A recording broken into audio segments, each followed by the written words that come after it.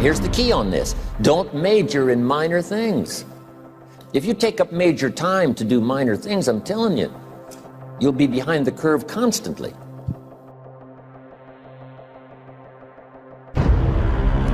Here's what we learn in sales training. What's major time and what's minor time?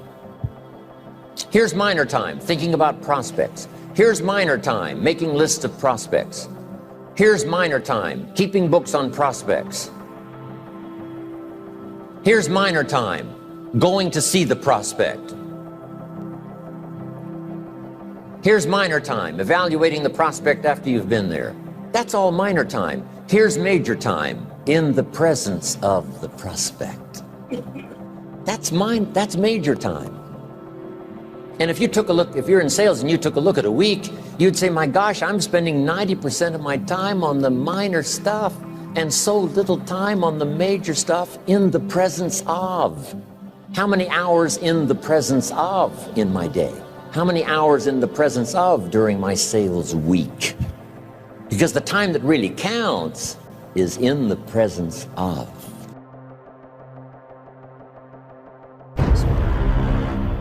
Majors and minors. Here's another key time management essential. Don't mistake movement for achievement. It's easy to get faked out by being busy. Guy comes home at night all exhausted, falls in the chair and says, oh, I've been going. Here's the big question. Doing what? It's not the going. Some people are going, and they're doing figure eights. Their progress is small. So don't mistake movement for achievement. Here's another one in sales we learned. Don't mistake courtesy for consent. If somebody's pleasant and they nod, you say, oh, they're going to buy. No, they're courteous. You can't mistake courtesy for consent.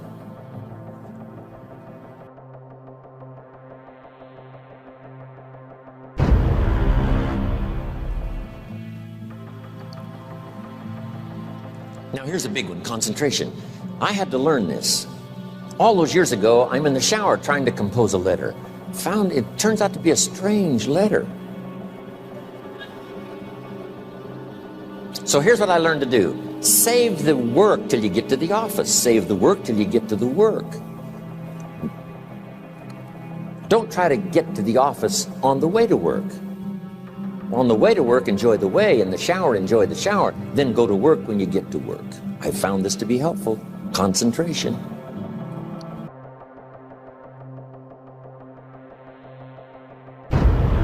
Here's another big one. Learn to say no.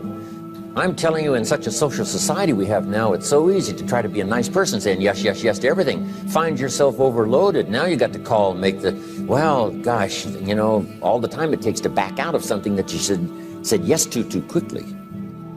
Here's what might be better. I don't think so, but if that changes, I'll call you. Little things you can use not to overcommit yourself. My friend Rohn'S says, don't let your mouth overload your back. It's a good one. Now here's a big one on time management. When you work, when you play, don't mix the two. Don't work at play. I used to take my family to the beach and I would bring my briefcase.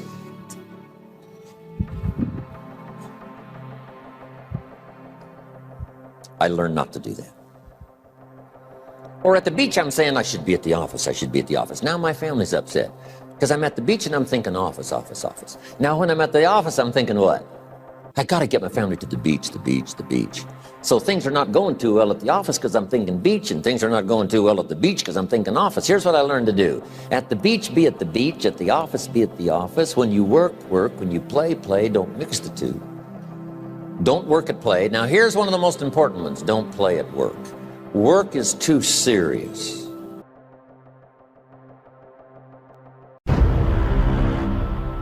You don't want the reputation of being the office joker. It's not a good one. Yes, there's time for some pleasant stories. Yes, there's time for a little humor. Yes, best if it's a happy office, of course. But I'm telling you, you got to be serious about work because you're parting with a piece of your life for the work you do. Your work costs you a piece of your life. Here's what it's called: serious business. Not grim, not unhappy, but serious. Key. Don't play at work. The old expression, I don't think we use it anymore, horse around at the office. Play around, play jokes, play tricks. No place, not at the workplace. At the beach, yes. At the bar, yes. Somewhere else, not work. You got to treat work with all due conservative passion.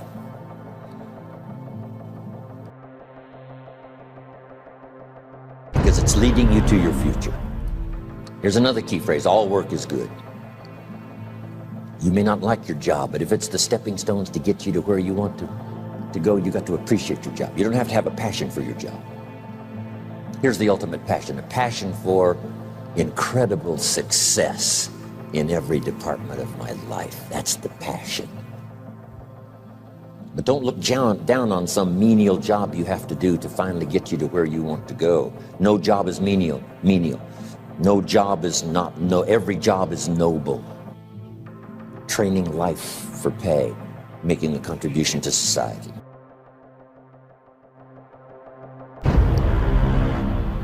Next, analyze how you are.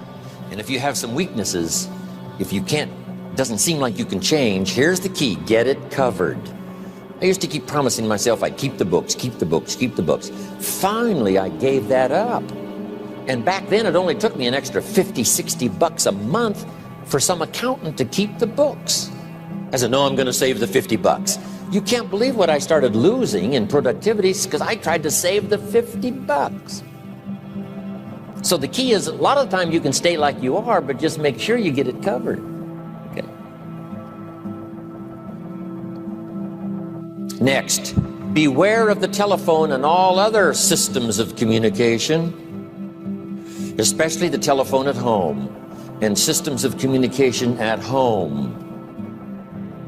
And here's one of the best lines I've got for you for the weekend: let all communication systems serve you, but don't let them intrude.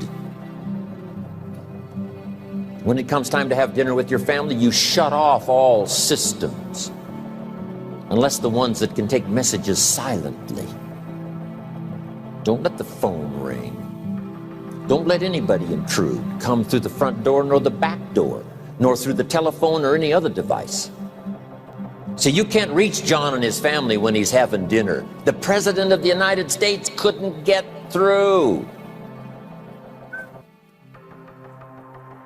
If you develop that kind of a reputation, father, mother, when we have dinner, when we're visiting and have this time with our family, nothing intrudes.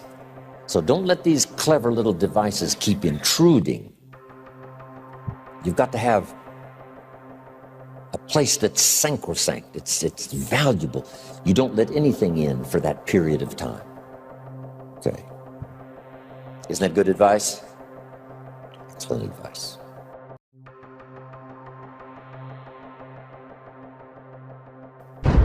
Here's the next one. Read all the books. You know, I've only got a few notes here on time management, but if you've got some particular challenges, you run a big organization, a big corporation, you've got some challenges, there's plenty of books. Now, here's what's next. Just be more alert to the things that might be stealing your time. Here's why. Time is like capital. You can't let someone steal your seed corn, you can't let someone steal your capital, and you can't let someone steal your time. You must designate your time, and some of the time that you designate, you must not let anyone steal. Casual time, you might let someone intrude and steal a little bit and take a little bit, but not serious time. Key.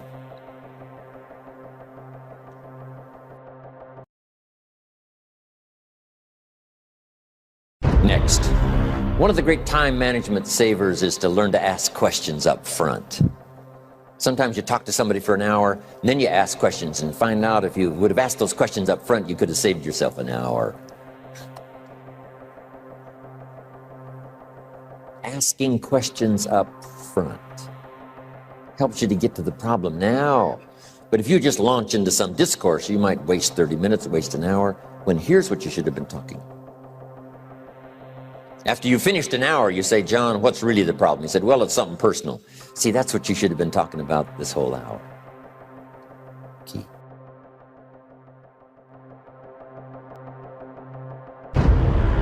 Next, learn to think on paper. Now we're going to take a break. Some ways to think on paper. One, we've covered one. Solving problems. Take it out of your head and put it on paper. Another one is setting goals. Making these lists we've already started. Here's another good way to think on paper. It's a projects book. Each person you're working with and each project you're working on, get a loose leaf binder and a tab and some pieces of paper behind the tab and do a little continual summary of how it's going between you and that person and between you and that project. I call it a projects book. It is so useful to me. But what's going on between you and this person? When you last got together, what did you talk about? And you got a few notes there. Here's what we talked about the last time we got together. Now when you get together again, you can review that so you'll know better what to talk about. When the president gets ready to travel and he's going to meet some important people, guess what they bring him? All these briefing books. Right? The last time you were with Khrushchev, Kennedy is informed. Here's what he said and here's what you said. Kennedy said, oh, that's valuable. I need to remember that. If a person is important, it's worth a little running account. You might even have a projects book for your children. Here's what's happening between me and my child. We've talked about this and we've talked about this and we've talked about this.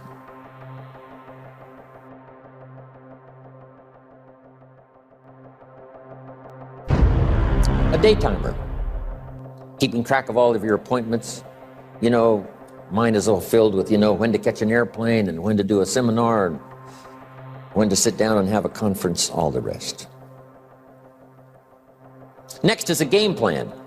You know, if you've got a house and the, insurance is going to come due and some other things are going to come due, you just put it on a spreadsheet and make sure it's taken care of. Key phrase, take things out of your head and put them on paper. And the key is to just experiment with different ways that helps you to do that. Now here's the last one, thinking on paper, and that's to keep a journal.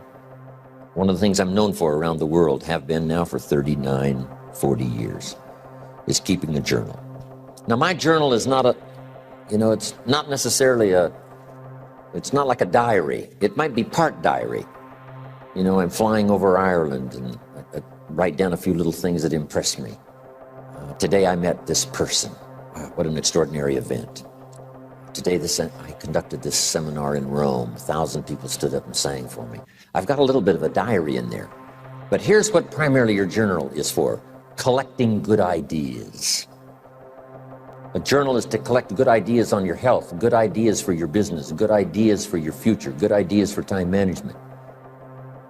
Because I used to take notes on pieces of paper and torn off corners and backs of old envelopes and restaurant placemats. And I threw all this stuff in a drawer. It did not serve me well. I finally learned to get a bound copy, right? And just keep a journal, right? If I was here, I had my journal, I'd be taking notes, right? These 2 days in my journal. Now, if you're caught without your journal, you just take the notes. When you get back home, you put those notes in your journal, throw the paper away. Because we don't usually go through paper to review. But see, my journals now make up a significant part of my own library. My journal's all reserved privately for my children and my grandchildren. Can you imagine what I've collected over the years? It's unbelievable.